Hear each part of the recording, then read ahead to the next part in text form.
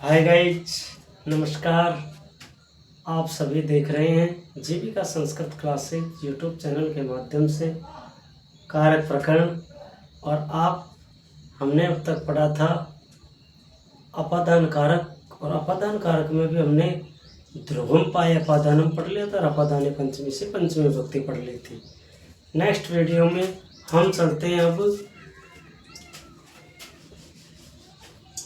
हमारा चल रहा था अपादान कारक, और इसमें भी हमारा चल रहा था पंचमी विभक्ति। पंचमी विभक्ति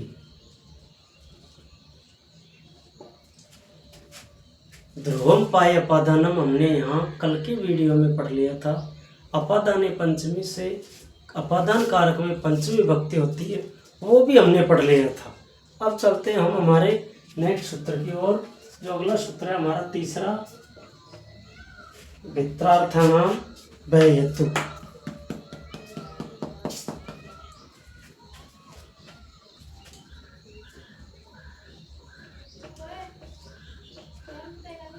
वित्रार्थानाम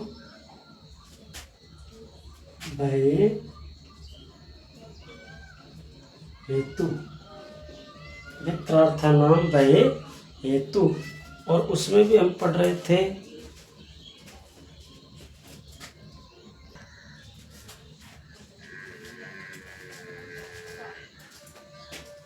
वित्रार्थानाम व्यय हेतु। अब वित्रार्थानाम व्यय हेतु में दो धातुएं हैं, व्ययार्थक धातु। व्ययार्थक का मतलब होता है डर, तथा त्राण धातु। त्राण धातु का मतलब होता है रक्षा करना।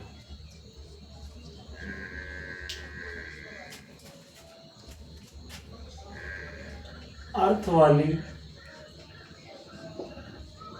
धातुओं के प्रयोग में जो भय का कारण होता है, जो भय का कारण होता है, उसी में पंचमी विभक्ति लगती है। हमारा सूत्र है दोस्तों, वित्रार्थानाम व्यय हेतु। हेतु का मतलब होता है कारण। इसमें दो धातुएं छिपी हुई है, वे धातु और त्राण धातु। त्राण का अर्थ मैंने लिख दिया यहाँ रक्षा करना, और भय का अर्थ लिख दिया डर। भय अर्थ वाली और त्राण अर्थ वाली धातुओं के प्रयोग में जो भय का कारण होता है अथवा जिससे रक्षा की जाती है, उसमें ही अपादान संज्ञा होती है, और उसी में पंचमी विभक्ति लगती है। जैसे हमने लिख दिया, उदाहरण से समझेंगे तो जैसे बालक शेर से डरता है, जैसे बालक शेर से डरता है। अब बालक के डरने का कारण क्या है? बालक के डरने का कारण शेर है। बालक के डरने का कारण शेर है। तो हम यहाँ क्या करेंगे? बालक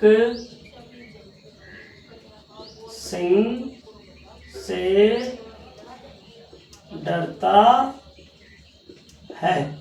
बालक सिंह से डरता है, बालक शेर से डरता है। तो इस अवस्था में जो भय का कारण है, उसी में ही हम पंचमी विभक्ति लगाएंगे। तो यहाँ सबसे पहले क्या आएगा? बालक डरना है, तो डरने वाला कौन है? बालक। तो बालक है। अब भय का बालक के डरने का कारण क्या है? यहाँ पर सिंह। तो सिंह में पंचमी लगाएंगे तो क्या हो जाएगा? सिंहात। क्या हो जाएगा? सिंहात। और फिर डरने की हो जाएगी विभेति। विभेति। किसान सर्प से डरता है। सर्प से डरता है। किसान सर्प से डरता है। तो किसान जो करता है इस वाक्य का, वो डरने का कारण क्या है उसका? सर्प। तो सर्प में हम क्या लगाएंगे? पंचमी विभक्ति। तो यहाँ हमारी हो जाएगी, किसान को संस्कृत में क्या बोलेंगे? कृषकः। क्या बोलेंगे? कृषकः। डर का कारण क्या है? सर्प। सर्प में हम पंचमी विभक्ति लगाएंगे तो हो जाएगा हमारा सर्पात। और डरने की जो क्रिया है हमारी वो हो जाएगी बिभेति। त्राण अर्थ में भी हम वाक्य से समझेंगे इसको भी, कि जैसे राजा दुष्ट से रक्षा करता है। राजा दुष्ट से रक्षा करता है तो इसका क्या हो जाएगा? नरपय। अब रक्षा किससे कर रहा है? राजा दुष्ट से। दुष्ट में पंचमी लगाएंगे तो क्या हो जाएगा? दुष्टात। दुष्टात त्रायते। राजा दुष्ट से रक्षा करता है तो नरपय दुष्टात त्रायते। अब पूछ लिया जाए भाई, ये वाक्य दे दिया और यहाँ अंडरलाइन कर दी, और पूछेगा प्रश्न में, 10वीं के पेपर में पूछ लेगा कि रेखांकित पदे विभक्तिं च तत्कारणम लिखत। जो रेखांकित हो रहा है उस पद में विभक्ति तो कौन सी है और किस कारण से आई है? तो आप इसका क्या करेंगे? दुष्टात में पंचमी विभक्ति है, क्यों आई है? त्राण धातु योगे। त्राण धातु योगे, रक्षार्थक धातु योगे। अब हम लिख देते हैं चौथा सूत्र, भुवः प्रभवः। तो क्या होता है? भू धातु, भू धातु का जो करता है उसका जो उत्पत्ति स्थल है उसी में पंचमी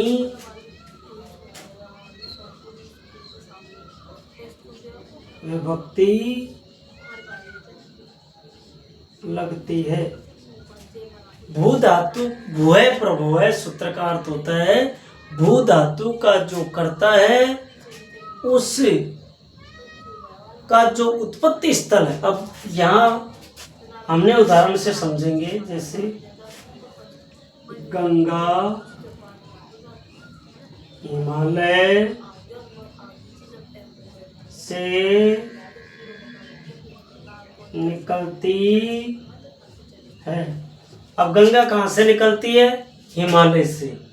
गंगा, अब इस वाक्य का निकलना, उद्गच्छति, निर्गच्छति, प्रभवति, ये इसका जो निकलना है, तो इस वाक्य का कर्ता कौन है? गंगा। कौन है? गंगा। और गंगा का जो उत्पत्ति स्थल है वो क्या है? हिमालय। तो भू धातु का कर्ता गंगा, गंगा का उत्पत्ति स्थल क्या है? हिमालय से निकलती है, तो वो उसका उत्पत्ति स्थल हो गया। तो हम इस वाक्य का निर्माण संस्कृत में अनुवाद कैसे करेंगे? गंगा का तो गंगा लिखेंगे। अब संस्कृत में गंगा कुछ यूँ लिखते हैं ज्यादातर। गंगा कहाँ से निकलती? हिमालय से। हिमालय शब्द में हाथ जोड़ेंगे तो क्या हो जाएगा? हिमालयात। क्या हो जाएगा? हिमालयात प्रभवति।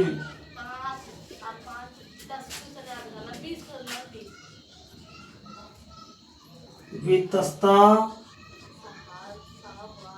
नदी कश्मीरों से निकलती है, तो हो जाएगा वितस्ता काश्मीरेभ्यः। काश्मीरेभ्यः, तो काश्मीरात, काश्मीरेभ्याम, काश्मीरेभ्यः, तो काश्मीरेभ्यः प्रभवती। तो दोस्तों आज हमने ये 2 सूत्र पढ़ाए हैं। दोनों सूत्रों को ढंग से पढ़ेंगे और पढ़ कर के आप लर्न करेंगे। तो लर्न सीखने के पश्चात जो भी अगर आपको इसमें कोई समस्या आती है तो आप कमेंट बॉक्स में बताएं, और कमेंट बॉक्स में बताने के पश्चात जो भी समस्या है उसको कमेंट में बताएंगे तो हम आपके कमेंट को पढ़ेंगे। पढ़ कर के जो समस्या है उसका समाधान अवश्य किया जाएगा नेक्स्ट वीडियो में। और आप जो पढ़ रहे हैं वो आप जीविका संस्कृत क्लासेस, जीविका संस्कृत